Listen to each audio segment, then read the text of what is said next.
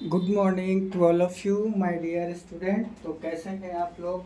मैं उम्मीद करता हूं कि आप लोग अच्छे होंगे, सुंदर होंगे, ज़बरदस्त होंगे और आप लोगों की पढ़ाई की जो सिलसिला है वो लगातार जारी ही होंगी, क्योंकि मैं डे बाई डे प्रत्येक दिन यूट्यूब पे अपनी क्लास को लेकर के उपस्थित हो चुका हूं और मुझे विश्वास है कि आप लोग भी अपनी पढ़ाई एकदम अच्छे तरीके से कर रहे होंगे, क्योंकि मैं यूट्यूब पर आया हूँ तो मेरा भी एक उद्देश्य है, मेरा भी एक मन में यह तमन्ना है कि मैं उन बच्चों के लिए भी इंग्लिश सिखा सकूँ, मैं उन बच्चों तक इंग्लिश को लेकर के जा सकूँ जो बच्चे एकदम इंग्लिश नहीं जानते हैं। इंग्लिश को लेकर के उनके मन में हमेशा यह बात का टेंशन बना रहता है कि भाई इंग्लिश हम लोग सीखेंगे कैसे, इंग्लिश सीखने का कोई नया तरीका क्या है। तो अब उन बच्चों को किसी भी प्रकार का कोई भी परेशानी हो, ये डरने का बात नहीं है। आप लगातार निरंतर आप ये कोशिश करते रहिए और आपकी सफलता जो है खुद आपके पास आकर के यह बोलेगी कि साहब अब मैं हार गई और आप क्या हो गए, जीत गए, मैं आपके साथ हूँ। कब सफलता आकर के बोलेगी? जब आप अपने पढ़ाई को लगातार निरंतर करते रहेंगे। क्योंकि देखो, बार बार किसी भी काम को करने से क्या होता है ना, अगर एक ही काम को यदि आप बार बार करते हो तो उससे आपकी जो प्रैक्टिस होती है वो बढ़ते जाएगी और धीरे धीरे उस काम में आपको मन लगने लगेगा। जैसे आप प्रत्येक दिन खाना खाते हो, एक दिन खाना नहीं खाओगे तो एकदम से लगेगा कि हम आज कुछ किए ही नहीं, कोई काम ही करने का मन नहीं करेगा। वही खाना खा लोगे तो हेल्दी हो जाओगे। वैसे ही आदत बना लो, आदत ही बना लो ना। आदत बना लोगे, एकदम मन लगा के पढ़ने लगोगे तो आपको भी क्या हो जाएगी, वैसी सफलता मिलेगी। चलिए ज़्यादा बातें ना करते हुए मैं फिर से अपनी क्लास की ओर बढ़ता हूँ। आप लोग भी अपने माइंड को कंसंट्रेट कीजिए। आज की जो टॉपिक है ना, इसमें बहुत सारे बच्चों की समस्या होता है और हमें बच्चा सब बोला कि सर इसको आप पहले क्लियर कर दीजिए, उसके बाद आप आगे की तरफ अपने क्लास को निरंतर करते रहिएगा, चैप्टर बाई चैप्टर पढ़ाते रहिएगा, है ना। फिर वैसे ही मैं आपकी बातों को रख रहा हूँ, आप जो मेरे से बोले हैं मैं उसी को कर रहा हूँ। क्योंकि ये जो है ना, ये इंग्लिश जो है अब एग्ज़ाम इसका होने वाला है। अभी जस्ट मैं बोलूँ तो सिमुलताला, सैनिक, नवोदय, ये सब का एग्ज़ाम आने वाला है। तो छोटी छोटी टॉपिकों को भी कवर करते हुए मैं आगे की तरफ बढ़ता हूँ। इस टॉपिक में बच्चा को बहुत समस्या हो जाता है। ये कोई भास्ट टॉपिक नहीं है बाबू, एकदम इजी है। क्योंकि बचपन में ही हम लोग पढ़े थे कि दिस का मतलब क्या होता है, यह होता है, दैट मीन्स वह होता है, दिस मीन्स ये और इन होता है, दोज मीन्स वे और उन होता है। अब ये तो हम लोग जानते हैं, लेकिन वास्तविकता तो यह है ना, रियलिटी तो यह है ना कि हम लोग इसका प्रयोग कहाँ करें और कैसे करें, ताकि हमारा जो ट्रांसलेशंस है उसमें ज़्यादातर इम्प्रूवमेंट आए और हम हिंदी से इंग्लिश को ट्रांसलेट कर सकें।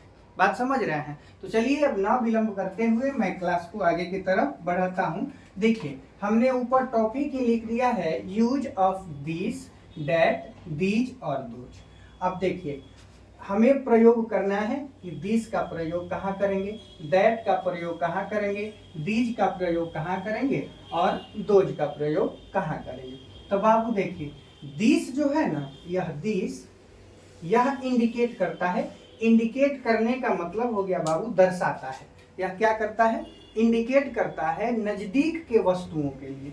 किसके वस्तुओं के लिए, नजदीक जो हमारा वस्तु होता है। जैसे हम आपसे एग्जाम्पल के तौर पे कहें कि यह एक मार्कर है। क्यों हमने इसको यह बोला, क्योंकि यह जो वस्तु है हमारे हाथ में है और हमारे नजदीक में है। जब हमारे हाथ में रहेगा या हमारे नजदीक में रहेगा तो हम इसको क्या बोलेंगे, इसको दिस बोलेंगे, क्योंकि यह एक मार्कर है। तो दिस इज अ मार्कर। अगर वही यह जो मार्कर होता, या जैसे कैमरा है, जो मेरे सामने कैमरा चल रहा है, तो कैमरा तो मेरे नजदीक में नहीं है ना, तो हम बोलेंगे दैट इज अ कैमरा, क्योंकि कैमरा क्या है, हमसे दूर है। अच्छा, फिर हमने इसमें एक और टॉपिक, एक और कंसेप्ट होता है कि दिस जो है THIS, दिस जो है इसके साथ हम इज क्यों लगाते हैं? दिस के साथ हम लोग आर भी लगा सकते थे कि नहीं? तो देखो बाबू, दिस के साथ हम लोग इज इसलिए लगाते हैं क्योंकि दिस जो है ना वह एक वस्तु को, इसको एक ऑब्जेक्ट OBJECT एक ऑब्जेक्ट को इंडिकेट करता है। कितने ऑब्जेक्ट को? एक ऑब्जेक्ट को इंडिकेट करता है, तब हम इसके साथ दिस का प्रयोग करते हैं। जैसे अगर हम कहें कि यह एक लड़का है, यह एक लड़का है। अच्छा, हमने बोला कि यह एक क्या है? लड़का है। अच्छा, यह बताइए जो लड़का है वह हमसे नजदीक है, तभी हमने क्या बोला कि यह एक लड़का है। इसलिए हम इसके साथ क्या लगाएंगे? This, THIS, this is a boy. क्या बोलेंगे? This is a boy. फिर यदि हम आपके साथ दूसरा, ये फर्स्ट एग्जाम्पल हो गया, फिर हम दूसरा एग्जाम्पल आपको बोले कि यह एक कलम है, यह एक कलम है। ठीक है, हमने बोला कि यह एक कलम है, तो देखिए यहां पर भी बनाएंगे दिस इज अ पेन। क्या बनाएंगे? This is a pen. हम दिस क्यों लगा रहे हैं बाबू? दिस के साथ इज क्यों लगा रहे हैं?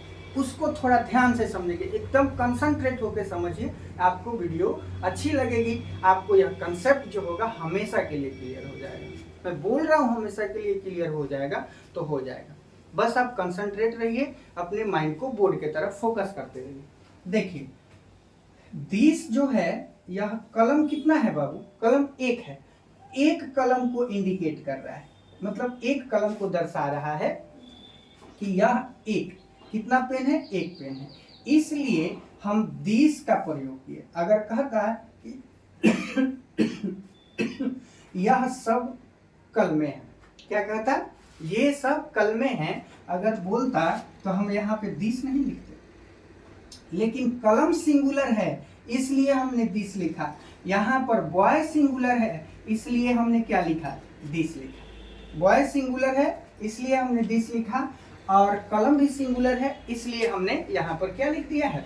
दिस लिख दिया है। फिर से एक बार और मैं आप लोगों के सामने रखता हूँ किताबी भाषा में। दिस का अर्थ होता है यह, दिस का अर्थ होता है यह, दिस का अर्थ होता है यह।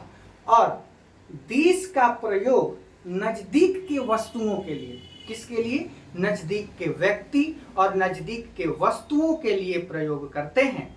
लेकिन वस्तु जो होना चाहिए वह सिंगुलर फॉर्म में होना चाहिए। किस फॉर्म में? वस्तु जो हमारा होना चाहिए वह सिंगुलर फॉर्म में होना चाहिए। जब वस्तु हमारा सिंगुलर फॉर्म में रहेगा, वस्तु हमारे नजदीक रहेगा, तो हम जाहिर सी बात है ना कि यहाँ पे कच्छी का प्रयोग करेंगे, दिस का प्रयोग करेंगे। जैसे हमने लिखा दिस इज अ पेन, यह एक कलम है, यह एक लड़का है, तो दिस इज अ बॉय। क्या लिखे? This is a boy. बात समझ में आ रही है क्यों लिखे? अच्छा, अब इसके बाद जो हम लोग पढ़ेंगे, इसके बाद हम लोग पढ़ेंगे दैट, कि दैट का प्रयोग हम लोग कब, कहाँ, क्यों करते हैं। चलिए अब इसको हम रफ करते हैं। अब दैट मीन्स दिस पढ़ लिए, तो दिस को अब हम लोग रफ कर लेंगे। अब हम लोग देखेंगे दैट का प्रयोग कहाँ, कैसे करते हैं। देखिएगा बाबू, दैट मीन्स होता है वह। दैट मीन्स यहाँ पर देखिए, यहाँ पर लिखा गया है दैट मीन्स क्या होता है? वह होता है, वह होता है। और यह जो दैट है ना बाबू, यह भी सिंगुलर, SINGULAR, सिंगुलर फॉर्म में होता है। सिंगुलर फॉर्म में होता है। दैट भी सिंगुलर फॉर्म में होता है, और यह भी किसी एक ही ऑब्जेक्ट को दर्शाता है। यह किसी 2, 4 या प्लुरल फॉर्म में जो भी ऑब्जेक्ट होते हैं उसको नहीं दर्शाता है, किसी एक ही ऑब्जेक्ट को दर्शाता है। और अब रह गया कि दिस भी एक ही ऑब्जेक्ट को दर्शाता है, दैट भी वही एक ही ऑब्जेक्ट को दर्शाता है। तो दिस का प्रयोग कहाँ करेंगे और दैट का प्रयोग कहाँ करेंगे? तो देखो बच्चा यहीं पे फंसता है कि दिस कहाँ लगेगा और दैट कहाँ लगेगा, यहीं पे बच्चा फंसता है बाबू। तो देखो मैं बता रहा हूं कहाँ लगेगा। जैसे यहां पर मैं एग्जाम्पल से शुरू करता हूं। हम लिखें कि वह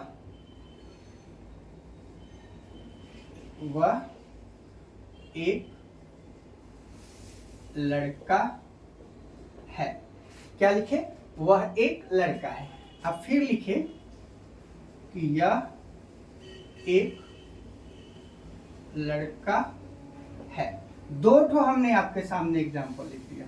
देखिए जहां पर वह रहेगा ना, बस इसके साथ हम लोग दैट, TH इसका यहां बना रहे, जहां पे वह रहेगा वहां पे हम लोग दैट लिखेंगे, THAT, that is a boy. क्या लिखेंगे? That is a boy. जहां पे दिस रहेगा आंख मूंद लेना है और लिखना है दिस इज अ बॉय। क्या लिखना है? दिस इज अ बॉय और दैट इज अ बॉय लिखना है। बस सिंपल सा इसका मेथड है।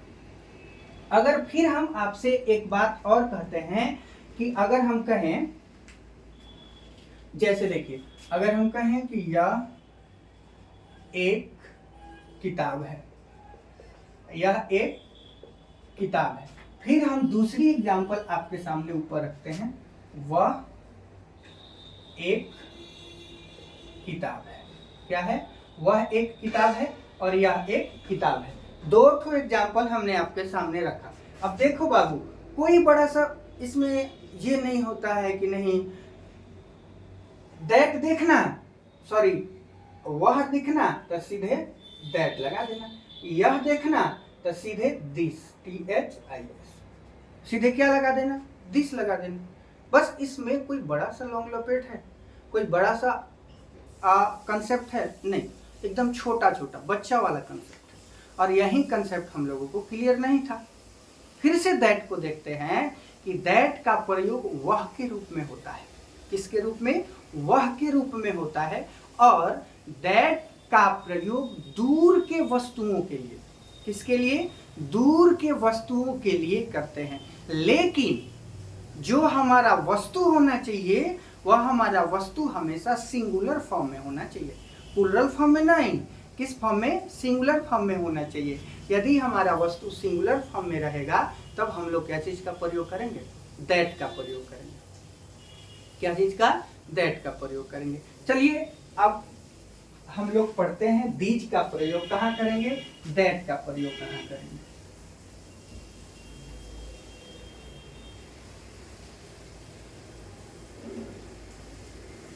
दैट, दीज का प्रयोग कहाँ करेंगे? देखिए इसको मिटा देते हैं, नहीं रहने देते हैं। देखिए अगर हम आपसे एक बात पूछें कि दिस का प्लूरल क्या होता है तो आप बताइए। तो दिस का प्लूरल दीज होता है, THESE। फिर कहें कि दैट, दैट का प्लूरल क्या होता है तो दोज होता है। क्या होता है? दैट का प्लूरल दोज होता है और दिस का जो प्लूरल होता है वह दीज होता है। यहाँ पर दिस का प्लूरल दीज होता है, दैट का प्लूरल दोज होता है। तो सिंपल से इसी से हम लोग समझ जाएंगे ना, इसी से आसानी रूप से समझ जाएंगे। जैसे अगर हम कहें कि ये सब मेरी गाय हैं, गाय हैं, ये सब मेरी गाय हैं, तो क्या आप लिखेंगे? These are my cows, COWS। ये सब क्या है? मेरी गाय हैं। तो दीज आर माई काउच, क्योंकि यह जो गाय है यह प्लूरल फॉर्म में है। किस फॉर्म में है? प्लूरल फॉर्म में है। अगर नजदीक की वस्तुएं किस फॉर्म में हो? प्लूरल फॉर्म में। नजदीक की वस्तुएं यदि प्लूरल फॉर्म में हो ना बाबू, तो हम लोग दीज का प्रयोग करेंगे। जैसे ये सब मेरी गाय है, इसमें सीधे इंडिकेट हो रहा है कि गाय एक नहीं है, एक से अनेक है, लेकिन गाय हमारे नजदीक है, इसलिए हम यहाँ पे दीज का प्रयोग कर दिए। क्या चीज का प्रयोग कर दिए? दीज का प्रयोग कर दिए। नहीं समझ में आया? एक और एग्जाम्पल के पास एक और एग्जाम्पल के साथ हम लोग समझेंगे। अच्छा सेकेंड एग्जाम्पल, अरे सभी मार्कर नहीं चल रहे हैं, सबको फीवर हो गया है। अगर हम कहें कि ये सब तुम्हारा घोड़े हैं, ये सब तुम्हारे घोड़े हैं, तुम्हारे घोड़े हैं। अगर हम लिखें कि ये सब तुम्हारे क्या है, घोड़े हैं, बताओ यह जो घोड़ा है ये सब जैसे ही लग गया यानी यह नजदीक है, क्या है, यह हमारे नजदीक है लेकिन प्लूरल फॉर्म में है, इसलिए हम लोग इसको कैसे ट्रांसलेट करेंगे, THESE, these are your horses, HORSES, these are your horses, क्योंकि यह घोड़ा जो है यह प्लूरल फॉर्म में है बट लेकिन यह क्या है, हमारे नजदीक है, इसलिए हम इसके साथ दीज का प्रयोग करेंगे। क्या चीज का प्रयोग करेंगे बाबू, दीज का प्रयोग करेंगे, समझे बात को। देखो पढ़ाई ऐसे करो कि सीधे जो बात है हमारे माइंड में हमेशा के लिए अंदर चले जाए और हमेशा के लिए वह घूमते रहे, कोई भी डायरेक्ट पूछे तो एकदम मुंह तोड़ हम उसका क्या दे सके, जवाब दे सके, इस प्रकार से हमें अध्ययन करना है। अब हमारा रह क्या गया, अब हमारा जो क्लास टॉपिक रह क्या गया, हमें पढ़ाना है दोज के बारे में। आप सभी को हम रफ करते हैं, बोर्ड बहुत गंदा हो गया है बाबू। अच्छा कल के वीडियो में इसको पूरा साफ करके मैं आपको दूंगा।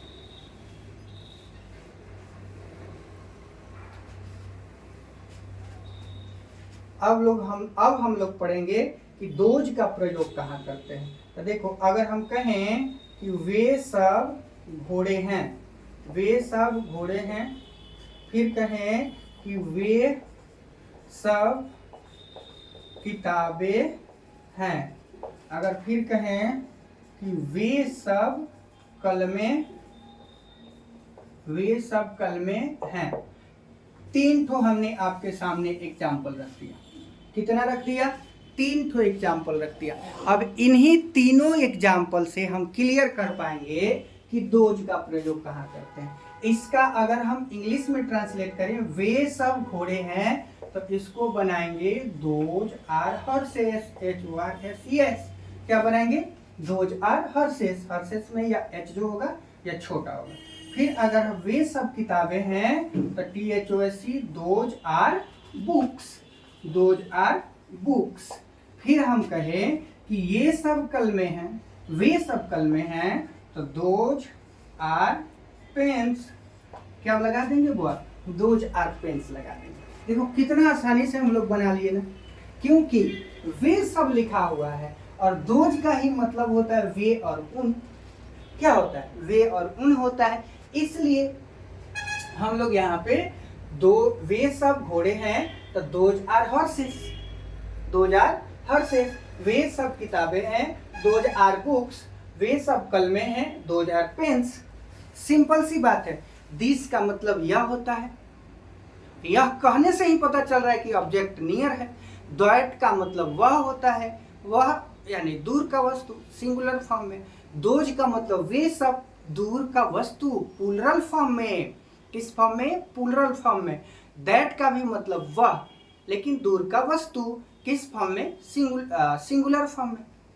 फिर अगर हम दीज का प्रयोग आपको बताएं तो दीज का भी मतलब होता है ये सब, क्या होता है, ये सब, ये या इन। इसलिए दीज जो होता है नजदीक के वस्तुओं को दर्शाने के लिए प्रयोग किया जाता है, लेकिन नजदीक का जो हमारा वस्तु होना चाहिए वह सिंगुलर फॉर्म में होना, सॉरी प्लूरल फॉर्म में होना चाहिए। किस फॉर्म में होना चाहिए, प्लूरल फॉर्म में होना चाहिए। देखो यहीं पे टॉपिक समाप्त होता है। अब एक बात हम तुम लोगों से कहना चाहेंगे कि देखो अगर निरंतर हम किसी भी चीज का प्रयास करते हैं, लगातार करते जाते हैं, लगातार करते जाते हैं तो वो चीज होता है ना, वो हमारा पेशा बन जाता है और उसके बिना हम रह नहीं सकते। जैसे टीचिंग ही हमारा क्या, पढ़ाना, बच्चों को शिक्षा ही देना हमारा क्या बन गया है, पेशा बन गया है। क्योंकि हम, उम्र भले इतना ही है, लेकिन जब मैं मैट्रिक किया ना, मैं जब मैट्रिक किया तब से ही मैं क्या कर रहा हूँ, टीचिंग फील्ड में ही काम कर रहा हूँ। पहले ऑफलाइन काम करते थे, अभी भी ऑफलाइन काम करते हैं, अभी भी ऑफलाइन में इतना काम करते हैं कि सुबह 6 बजे से रात 9 बजे तक मेरे पास 1 मिनट का भी टाइम नहीं है। क्यों? क्योंकि हम जो है इसी फील्ड में हमारी इंटरेस्ट होती थी, बच्चों को सिखा देना, पढ़ा देना। तो आप लोग भी एकदम वैसे ही अपने आप को ढाल लीजिए कि नहीं, हमें इंग्लिश सीखना ही सीखना है, इंग्लिश पढ़ना ही पढ़ना है।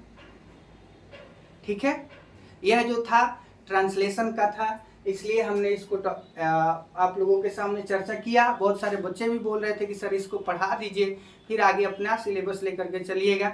मैं सिलेबस में अभी पढ़ा रहा हूँ डिग्री ऑफ कंपैरिजन, उसके रूल्स को आज पढ़ाना था, लेकिन बच्चों के डिमांड पे मैंने इसको पढ़ाया।